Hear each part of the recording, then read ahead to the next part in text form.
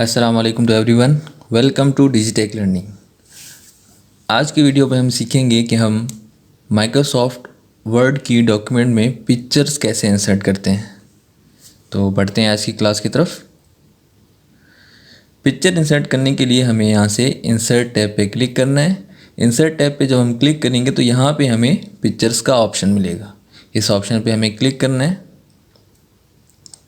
लेकिन इससे पहले हमें अपनी डॉक्यूमेंट में पिक्चर किस जगह पे चाहिए वहाँ पे हमें क्लिक करना होगा। अगर आप यहाँ पे क्लिक करेंगे तो इस जगह पे पिक्चर आएगी। अगर आप टेक्स्ट के बीच में कहीं भी क्लिक करेंगे तो आपके टेक्स्ट के बीच में पिक्चर आएगी। अब ये आपके ऊपर डिपेंड है आपको किस जगह पे पिक्चर चाहिए। तो हम ज़रा यहाँ पे अपनी जो टेक्स्ट है हमारा इसके सेंटर में यहाँ पे पिक्चर इंसर्ट करवा रहे हैं। तो यहाँ पे मैंने क्लिक किया। क्लिक करने के बाद पिक्चर्स पे क्लिक किया। अब हम यहाँ से कोई एक पिक्चर इंसर्ट करवा लेते हैं। जैसे कि मैंने ये पिक्चर इंसर्ट की। अगर मैं पिक्चर के ऊपर डबल क्लिक करूँ तब भी इंसर्ट हो जाएगी, या फिर मैं पिक्चर पे क्लिक करके यहाँ से इंसर्ट पे क्लिक कर दूँ तो हमारी पिक्चर इस तरह इंसर्ट हो जाएगी। इसी तरह आप देख सकते हैं जैसे ही मैंने यहाँ पे पिक्चर को इंसर्ट किया है तो हमारे पास ऊपर पिक्चर फॉर्मेट टैब आ गया है। अगर हम इस पिक्चर को सेलेक्ट ना करें, बाहर क्लिक करें तो ये आपको फॉर्मेट टैब जो था ये यहाँ से हाइड हो जाएगा। तो अगर आपको अगेन वो फॉर्मेट टैब चाहिए तो आपने पिक्चर पे क्लिक करना है। तो आप देख सकते हैं अगेन पिक्चर फॉर्मेट टैब हमारा शो हो चुका है। तो बढ़ते हैं इस पिक्चर फॉर्मेट टैब की तरफ। यहाँ पे आप लोग ऊपर देख सकते हैं कि हमारे पास यहाँ पे सबसे पहला ऑप्शन है रिमूव बैकग्राउंड का। आपकी पिक्चर में अगर कोई बैकग्राउंड है तो आप उसको रिमूव करना चाह रहे हैं तो आप इस ऑप्शन से रिमूव कर सकते हैं। जैसे कि आप देख सकते हैं यहाँ पे जो बैकग्राउंड है ये हम रिमूव कर सकते हैं। तो हमें क्या करना है, पिक्चर सेलेक्ट करके रिमूव बैकग्राउंड पे क्लिक करना है। जैसे ही हम क्लिक करेंगे तो हमारे पास ये कुछ ऑप्शंस शो हो जाएंगी और इसके अलावा हमारा जो पिक्चर का जो एरिया होगा रिमूव होने वाला वो पिंक कलर में शो हो रहा होगा। ये पिंक कलर शो करता है कि वो एरिया आपका रिमूव हो जाएगा। जैसे कि अभी यहाँ से इसकी जो ड्रेस है इसके ऊपर भी पिंक कलर आ चुका है तो मीन्स कि ये भी रिमूव हो जाएगा। तो हमें इसकी सेटिंग करनी पड़ेगी तभी जाके ये जस्ट बैकग्राउंड रिमूव होगा। तो हमें क्या करना है कि जो एरिया रिमूव नहीं करना उसको सेट करना है और जो एरिया रिमूव करना है उसको सेट करना है। तो अब वो कैसे करेंगे, तो हमारे पास यहाँ पे दो ऑप्शंस हैं, mark areas to keep and mark areas to remove. मतलब जो एरियाज़ आपको बचाने हैं रिमूव होने से उसके लिए ये ऑप्शन यूज़ करेंगे और जो एरियाज़ रिमूव करने हैं उसके लिए हम ये ऑप्शन यूज़ करेंगे। तो पहले हम मार्क एरियाज़ टू कीप को सेलेक्ट करते हैं और इसकी ड्रेस के ऊपर क्लिक करके इस तरह मूव करते हैं। आप लोग देख सकते हैं जहाँ से मैं इसको मूव कर रहा हूँ वहाँ से हमारा पिंक कलर जो शो हो रहा था ऊपर वो यहाँ से हट चुका है। इसी तरह यहाँ पे कर लेते हैं, यहाँ पर भी।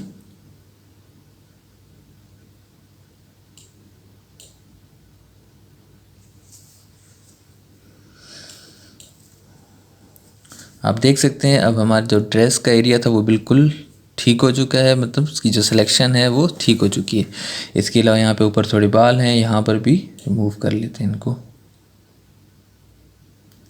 आप देख सकते हैं हमारी पिक्चर बिल्कुल अब ठीक हो चुकी है। इसके अलावा अब यहाँ से रिमूव करना है तो अब यहाँ से हम फिर मार्क एरियाज़ टू रिमूव को सिलेक्ट करेंगे और यहाँ पे इसको मूव कर देंगे।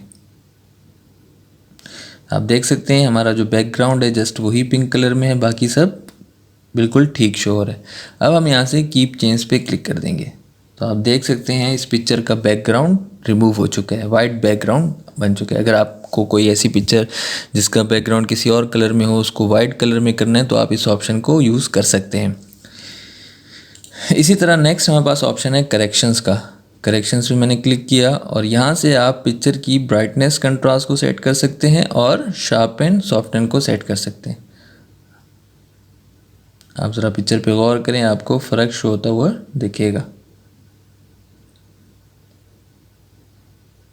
इसी तरह यहाँ पे आते हैं, आप देख सकते हैं ये पिक्चर लाइट हो गई काफ़ी। अगर मैं इस तरफ जाऊँ तो यहाँ से काफ़ी डार्क हो जाएगी। नेक्स्ट हमारे पास ऑप्शन है कलर। अगर आपको पिक्चर का कलर चेंज करना है तो आप कलर भी चेंज कर सकते हैं। तो कलर पे हम क्लिक करेंगे और यहाँ से ब्लैक एंड वाइट अगर करना चाहें आप ब्लैक एंड वाइट कर सकते हैं। اسی طرح کلر ٹون چینج کرنی ہے تو یہ بھی آپ چینج کر سکتے ہیں، اور اس کے علاوہ یہاں سے کلر بھی دے سکتے ہیں، جیسے کہ میں یہاں سے اس کو بلیک اینڈ وائٹ کر کے دکھاتا ہوں آپ کو. آپ دیکھ سکتے ہیں ہمارے پکچر بلیک اینڈ وائٹ ہو چکی ہے. اسی طرح کچھ اور اپلائی کر کے دیکھ لیتے ہیں. یہاں سے یہ بلو کلر اپلائی کرتے ہیں تو ہماری پکچر بلو کلر میں ہو جائے گی.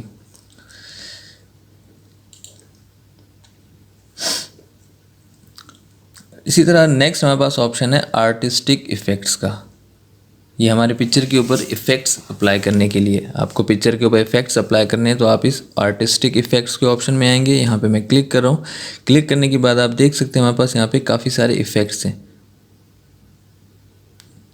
جیسے کہ یہاں پہ آتے ہیں، آپ دیکھ سکتے ہیں گلاس ٹائپ، اور اس کے علاوہ یہ نیگیٹو ٹائپ ہے،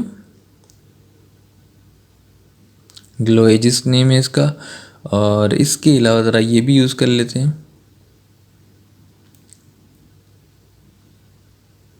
آپ دیکھ سکتے ہیں کہ یہ ایفیکٹس کیسے اپلائی، پینسل گریس کے، مینس کہ ایسا لگ رہا ہے کہ یہ جو ہے پینسل سے پینٹنگ بنائی گئی ہے. اسی طرح نیکسٹ ہمارے پاس آپشن ہے ٹرانسپیرنسی کا. یہ ٹرانسپیرنسی آپشن آپ کو ایم ایس آفس 360 میں ہی ملے گا.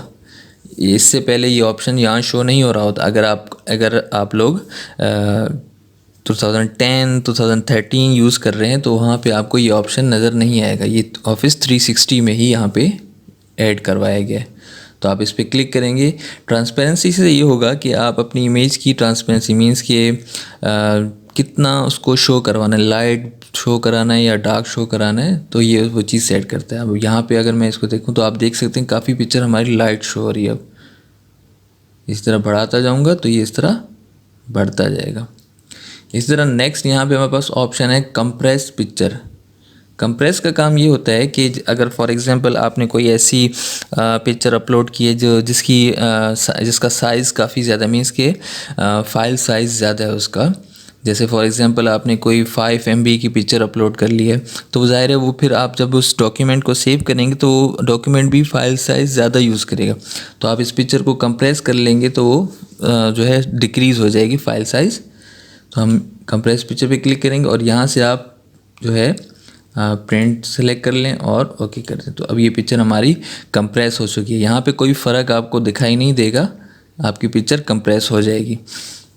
اسی طرح نیکسٹ ہمارے پاس ہے چینج پکچر. اگر آپ نے یہاں پہ کوئی پکچر ایڈ کروا دی ہے، انسرٹ کروا دی ہے، آپ وہ پھر چینج کرنا چاہ رہے ہیں تو آپ پکچر کو سلیکٹ کریں. سلیکٹ کرنے کے بعد یہاں سے آپ کو چینج پکچر کا آپشن ملے گا. اس پہ کلک کر دیں، فرام اے فائل، اور یہاں سے ہم اس پکچر کو سلیکٹ کر کے انسرٹ کروا دیں.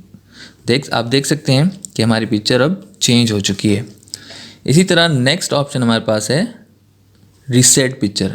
اگر آپ نے پکچر کے اوپر کوئی ایفیکٹس وغیرہ اپلائی کیے ہیں یا برائٹنیس کنٹراسٹ وغیرہ اپلائی کیے تو یہ ریسیٹ پکچر کا جو آپشن ہے وہ بالکل جو بھی چیز اپلائی کی ہوگی وہ ساری ریموو کر دے گا. جیسے کہ میں یہاں پہ اگر فار ایگزامپل کوئی ایفیکٹ اپلائی کر لیتا ہوں، جیسے میں نے یہ والا ایفیکٹ اپلائی کر لیا اس پہ. اب مجھے واپس اس پکچر کو ویسے ہی کرنا ہے جیسے میں نے انسرٹ کرائی تھی. تو میں یہاں سے ریسیٹ پکچر پہ کلک کر دوں گا تو یہ پکچر آپ کی واپس ویسے ہی ٹھیک ہو جائے گی. اسی طرح یہ تھے ہمارے ایڈجسٹ کے آپشنس، یہ ہم نے کمپلیٹ کیے. اب ذرا نیکسٹ ہمارے پاس ہیں پکچر اسٹائلس. اب یہاں پہ آتے ہیں تو یہاں پہ آپ لوگ دیکھ سکتے ہیں ڈفرینٹ ہمارے پاس اسٹائلس ہیں. ایسا سمجھے کہ ایک طرح کا فریم لک دیتے ہیں پکچر، یوں سمجھے کہ ہم پکچر ہماری فریم کے اندر انسرٹیڈ ہے تو یہ اس طرح کا لک دیں گے. ان کے نیم بھی میٹل فریم وغیرہ، آپ کو نیم بھی شو ہو رہا ہوگا ساتھ میں. اگر آپ کو اور چاہیے تو آپ یہاں پہ کلک کریں اور یہاں سے جیسے فار ایگزامپل سرکل ہے اور یہ 3D ایفیکٹس ٹائپ ہے، آپ یہ بھی یوز کر سکتے ہیں. اسی طرح نیکسٹ ہمارے پاس ہے پکچر بارڈر کا آپشن. آپ کو اگر پکچر پہ کوئی بارڈر اپلائی کرنا ہے تو آپ یہاں سے پکچر بارڈر پہ کلک کریں اور جس کلر کا بارڈر آپ کو چاہیے، فار ایگزامپل میں نے یہاں سے ریڈ کلر سلیکٹ کیا تو یہ کلر آپ کا سلیکٹ ہو جائے گا، اس کلر میں آپ کا بارڈر آ جائے گا.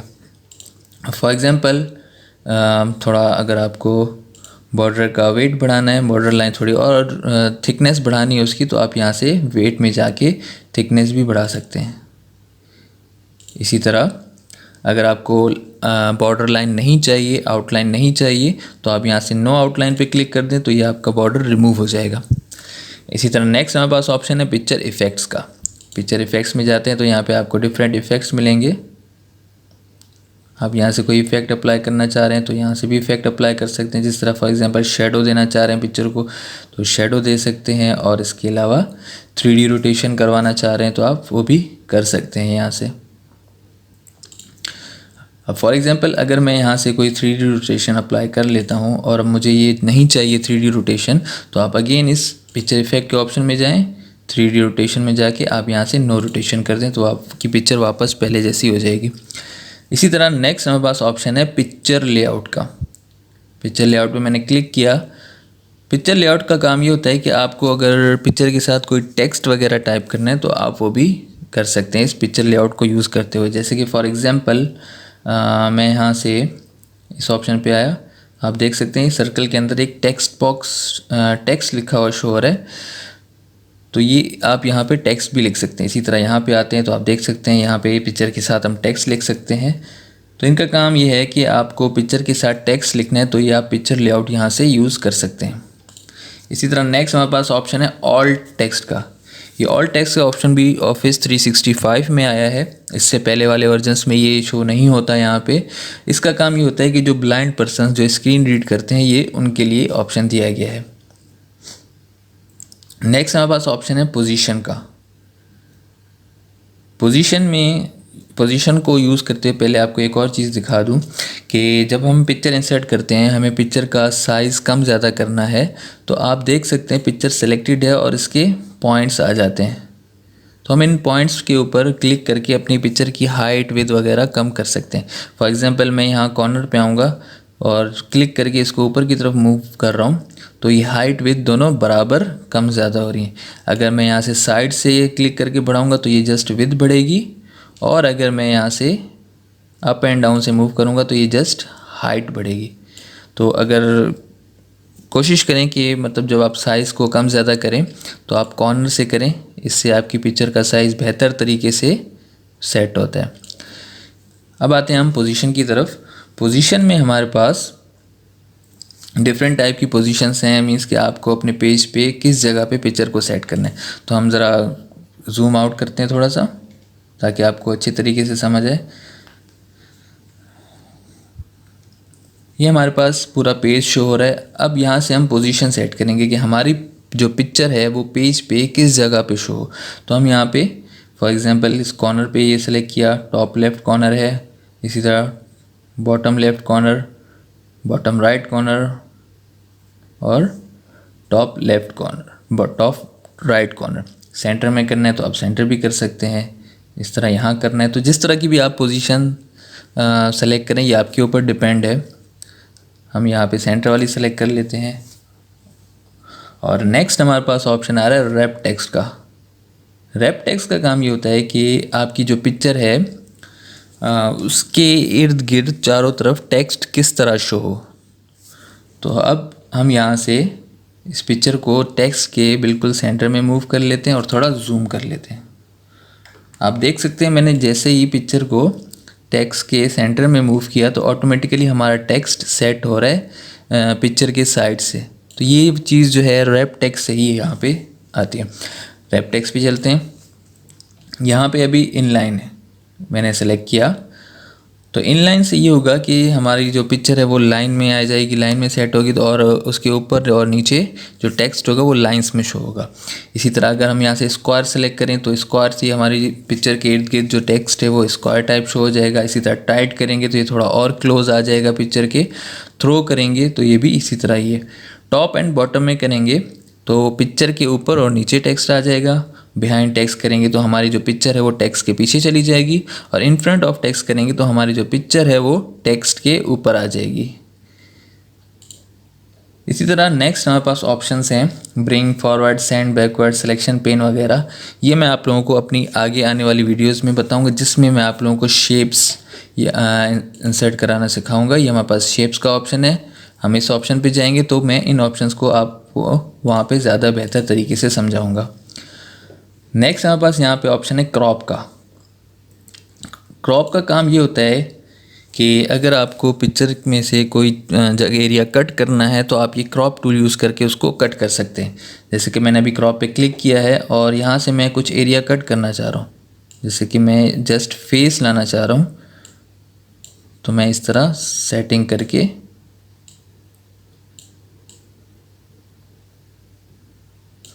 میں نے سیٹنگ کی. سیٹنگ کرنے کے بعد آپ اگین کراپ پہ کلک کریں تو باقی جو ایریا ہوگا وہ آپ کا کٹ ہو جائے گا اس پکچر کا. اسی طرح نیکسٹ ہمارے پاس یہاں پہ سائز کا آپشن ہے. یہاں سے بھی آپ اپنے پکچر کی سائز کم زیادہ کر سکتے ہیں. فار ایگزامپل آپ کو نمبرز میں سائز سیٹ کرنا ہے تو آپ پھر اس آپشن کا یوز کریں. یہاں سے ہم سائز کم زیادہ کریں گے تو ایک طرح کا اندازہ ہے ہمارا. اگر فار ایگزامپل کوئی پکچر ہے، جیسے کہ فار ایگزامپل ہمارے پاس پاسپورٹ سائز پکچر ہوتا ہے تو اس کا کوئی نہ کوئی سائز ہوتا ہے. آپ کو اس ایکوریٹ اسی سائز میں سیٹ کرنا ہے اپنے پکچر کو، تو پھر آپ یہاں سے ان نمبرز والے سائز آپشنس کو یوز کریں گے. جیسے کہ ان ایروز بنے ہوئے ہیں، ان ایروز کو میں یوز کر رہا ہوں تو یہ ہمارا سائز کم زیادہ ہو رہا ہے. لیکن یہ یوز کرتے ہوئے ایک چیز آپ دیکھیں کہ میں جب ہائٹ یہاں سے جسٹ ہائٹ کو بڑھا رہا ہوں تو ود بھی ساتھ میں بڑھ رہی. آپ چاہتے ہیں کہ جسٹ ہائٹ بڑھے ود نہ بڑھے تو پھر آپ کو یہاں سے اس آپشن پہ کلک کرنا ہے. یہاں پہ ایک ڈائلاگ باکس لانچر آ جائے گا جہاں سے آپ نے اس لاک ایکسپیکٹ ریشو کو ان چیک کر دینا ہے اور پھر اوکے کر دینا ہے. پھر آپ یہاں سے جسٹ ہائٹ اور یہاں سے جسٹ ود بڑھا سکتے ہیں. تو یہ تھی ہماری آج کی پکچر کی کلاس کہ ہم نے آج کی کلاس میں سیکھا کہ ہم ایم ایس ورڈ کی ڈاکیومنٹ میں پکچر کیسے انسرٹ کرتے ہیں، پکچر کو انسرٹ کرتے ہوئے چینج کیسے کرتے ہیں، اور باقی پکچر کے آپشنز جیسے کہ پکچر ایڈجسٹمنٹ ہے، پکچر اسٹائلس ہیں، ارینجمنٹ ہے، سائز وغیرہ ہے. یہ چیزیں آج کی ویڈیو میں ہم نے سیکھی. امید ہے آپ لوگوں کو اچھے طریقے سے سمجھ آئی ہوگی. تو ملتے ہیں پھر نیکسٹ کلاس میں. اللہ حافظ. پلیز اس ویڈیو کو شیئر کریں اپنے فرینڈس کے ساتھ. اگر آپ کو ویڈیو پسند آئی تو لائک بٹن پہ کلک کریں. اگر آپ نے میرے چینل کو سبسکرائب نہیں کیا تو جلدی سے سبسکرائب کر لیں اور ساتھ میں جو بیل آئیکن ہے اس پہ بھی کلک کریں تاکہ میں جب بھی نیو ویڈیو اپلوڈ کروں گا تو آپ کو نوٹیفیکیشن مل جائے گا. اگر آپ کا کوئی سجیشن یا کوشچن ہے تو نیچے کمنٹ باکس میں ٹائپ کر سکتے ہیں. Thank you for watching this video. اللہ حافظ.